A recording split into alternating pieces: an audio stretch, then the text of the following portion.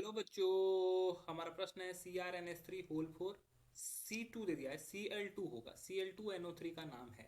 चार ऑप्शन है A B C D, उसमें से कोई एक उत्तर सही है। चलिए समझते हैं इस प्रश्न को। पहले तो हम लोग बात करेंगे इस प्रश्न को सुधारने की। इस प्रश्न के सुधार जो होगा ये Cl2 से होगा, ठीक है। इसको एक बार फ्रेश लिख लेते हैं, CrNH3 होल फोर, उसके बाद है हमारा Cl2 और फिर है हमारा NO3, ठीक है।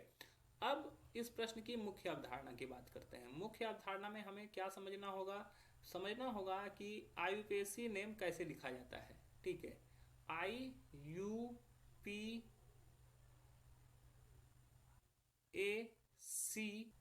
नाम, ठीक है। International union pure and applied chemistry, ठीक है, इसका फुल फॉर्म होता है। उसके लिए सहसंयोजक यौगिक के लिए या उप सहसंयोजक यौगिक के लिए कुछ रूल बनाए गए, ठीक है, संयोजक यौगिक के लिए। अब देखो इसमें क्या होता है कि देखो सबसे सिंपल से समझे, एक बॉक्स है, बॉक्स वाले का नाम पहले लिखेंगे, ठीक है, और बॉक्स के बाहर जो है उसका बाद में लिखेंगे। अगर ये पहले आता है, यहाँ पे कोई धातु आता है तो उस धातु का नाम पहले लिखते हैं, फिर ये हम लोग बॉक्स वाले का नाम लिखते हैं। तो बॉक्स वाले का नाम लिखेंगे। अब बॉक्स में क्या है, दो तरह का लिगेंड है, एक ये लिगेंड है और ये लिगेंड है, दो लिगेंड है। अब उस लिगेंड का नाम हम लोग को देखना है। तो ये देखो NH3 को हम लोग किस नाम से जानते हैं, एमाइन के नाम से जानते हैं, ठीक है। और क्लोरीन, इसको बोलते हैं क्लोराइडो, इसको हम लोग क्या बोलते हैं, क्लोराइडो। तो अब देखो कि क्लोराइडो और एमाइन, एमाइन तो ए से स्टार्ट होगा और क्लोराइडो सी से स्टार्ट होगा। तो अल्फाबेटिकली इसको पहले हम लोग लिगेंड को रखते हैं। इसके अलावा हम लोग को केंद्रीय धातु परमाणु का ऑक्सीडेशन नंबर भी चाहिए होता है। तो ये अगर ब्रेक करेगा तो ये किस में ब्रेक करेगा, CrNH3 होल फोर Cl2, ये हमारा धन आयन में ब्रेक हो जाएगा, और NO3 माइनस जो होगा, NO3 ये ऋण आयन में आयनित हो जाएगा।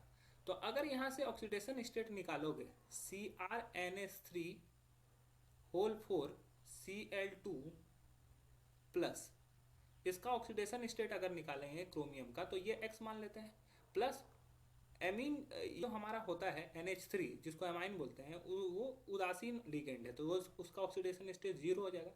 क्लोरीन का होता है -1 और क्लोरीन के दो परमाणु हैं, तो इंटू टू इक्वल्स टू हो जाएगा +1।